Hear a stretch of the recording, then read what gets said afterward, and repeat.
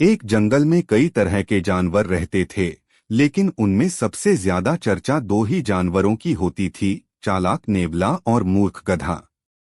नेवला अपनी समझदारी और तेज दिमाग के लिए मशहूर था, जबकि गधा अपनी भोलाभाली के कारण अक्सर मुसीबतों में फंस जाता था।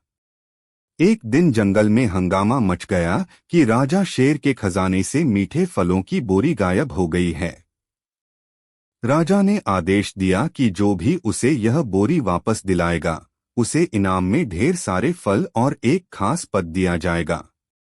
यह सुनकर मूर्ख गधे की आंखें चमक उठीं।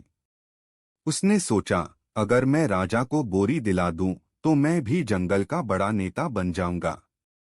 वहीं दूसरी ओर नेवला चुपचाप पूरे मामले को समझ रहा था।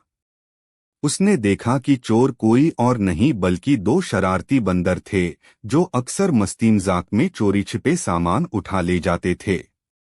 नेवले ने तय किया कि वह बंदरों को सबक सिखाएगा और साथ ही राजा की मदद भी करेगा। उधर गधा बिना सोचे समझे बंदरों की बिल के पास पहुंच गया। उसने जोर से चिल्लाकर कहा, बंदर भाइयों, तुमने खजाना चुराया है, मैं तुम्हें पकड़ने आया हूं। यह सुनकर बंदर हंसी से लोटपोट हो गए।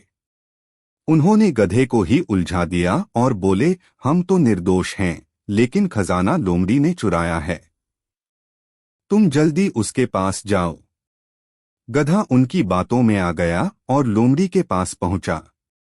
लोमड़ी ने बंदरों की करतूत समझते हुए मुस्कुराकर कहा, हाँ हाँ, मैं चोर हूं। खजाना तो मेरी बिल में है। तुम अंदर जाकर ढूंढ लो। जैसे ही गधा अंदर पहुंचा, लोमड़ी ने रास्ता बंद कर दिया और बोली, अच्छा हुआ कोई मेरी बिल साफ करने आ गया। बेचारा गधा अंदर फंस गया। उसने बंदरों की झगड़ालू आदत का फायदा उठाया। वह चुपचाप बंदरों के पास गया और बोला, मैंने देखा है कि तुम्हारे साथी ने तुम्हें धोखा देकर सारे फल अपने पास रख लिए हैं। बंदर तुरंत लड़ने लगे।